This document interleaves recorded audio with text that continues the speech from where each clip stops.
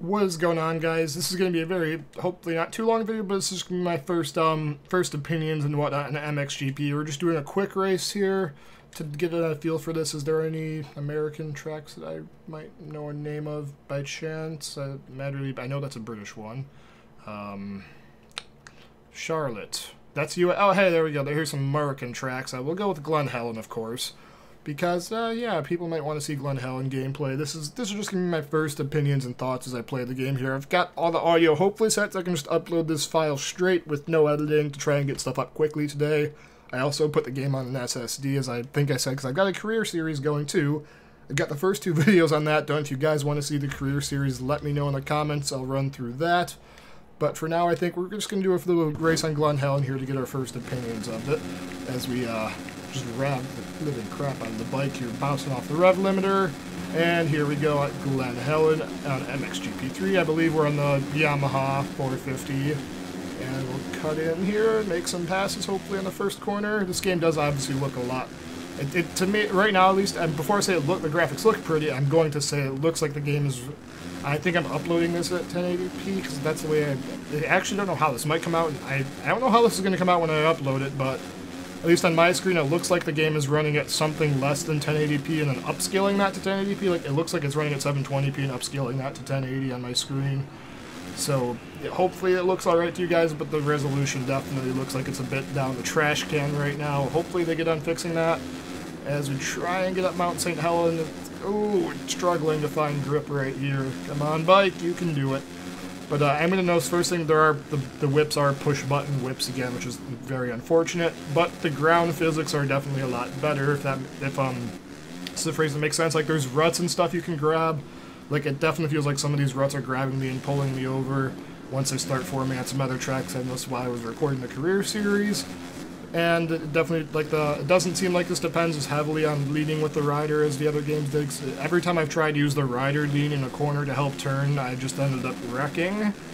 But this is definitely does feel like it runs a lot smoother than the other MXGP games. Like, the rhythms and everything feel a lot smoother because you can actually, like, hit them. You're not just nose diving, like, because if we hit this jump here, we're not just nose diving on every jump like you do in MXGP, at least you do in MXGP1. And everything just feels a lot better. It seems like it runs smoother. The rhythms feel satisfying when you hit them, unlike the other games where you just felt like you're kind of...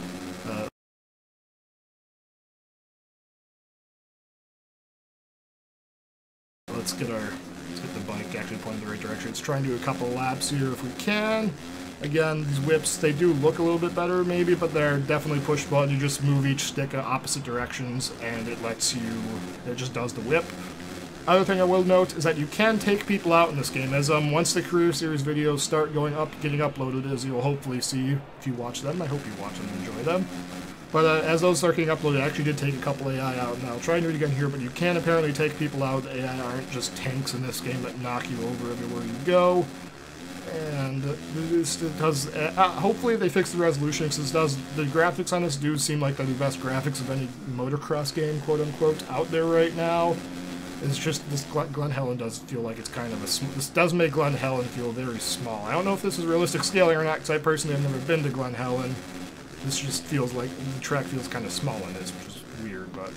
Alright, let's see if we're going to make it. So I just want to try and pass a couple people, hopefully you guys get an idea. Right now, I would say, I personally, if I wasn't trying to get my money back making videos on this, I personally would not pay $50 for this game unless I thought there was a small chance I'd get my money back on it.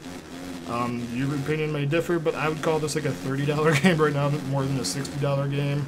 Unless somehow, like, custom stuff for this becomes possible. If there are custom tracks where this becomes possible, that'd be pretty fantastic. But right now, as it says, I couldn't say pay $50 through this. But, oh, we're getting up there. I also just noticed I didn't change the speedometer over. Can I do that right now? Race options, units. I'll have to figure out. There's got to be a way to change that. I just noticed that until now. I'd never bothered looking at the speedometer or the gear thing on the bottom right there, but I am seeing it's in kilometers per hour now. I hope I can change that to miles per hour. That's going to be another one of those, like, small things that just bothers me. If it's like, oh, granted, I'm never going to look there, but I can't even make that in units that, like, make sense to me, because kilometers per hour mean nothing to me. Meters per second means something. Kilometers per hour means literally nothing to me. I don't have experience knowing what that would mean. I've never measured anything in kilometers per hour in real life, so I just have no real feeling for scale of that. You know what that means? Like, it's kind of like when people in America use yards and inches to describe distance to people in Europe who've only ever used meters. It's like I just don't have an idea for scale on that, and I don't know what to make of it. But there we go. Let's get through there, and come on, get the corner. Yes, this is going a little bit smoother. So you actually can, like, these little rhythms here, you can actually rhythm. See, I actually rhythmed through that a little bit before it started turning into whoops. And that berm is just sloppy mud. It does not grab you very well. I don't know how much mud this would be in real life, because I don't think, in my basic research on the internet, it doesn't rain a ton in California, and Glen Helen seems like it's more sandy and dusty than it is muddy. But there could be dynamic weather in this game too. I don't know. This is the third race I've ever done in this game. I'm still trying to figure it out and figure out what's going on with it. Just wanted to get a video up sort of soon today because the game just dropped, and get you guys my first opinions on this.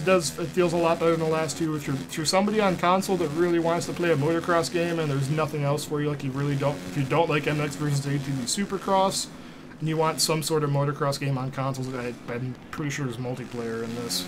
You could go with this if there's nothing else, but at least on PC there's stuff like Reflex and MX Simulator and MX Bikes, and now the Last Chance Qualifier Studios is doing their own motocross game on PC, which is pretty neat. I'd suggest you guys go check them out and send some support their way if you want to. If you search up Last Chance Qualifier Studios, but on PC there's like a more competition and variety coming into the space pretty shortly here, which is kind of why, as far as stuff stacks up right now, if you're on PC, I'd keep playing something else instead of picking this up. But if you are thinking that you want something different, this could be a way to go. It's not buying. I'm glad I didn't buy the second.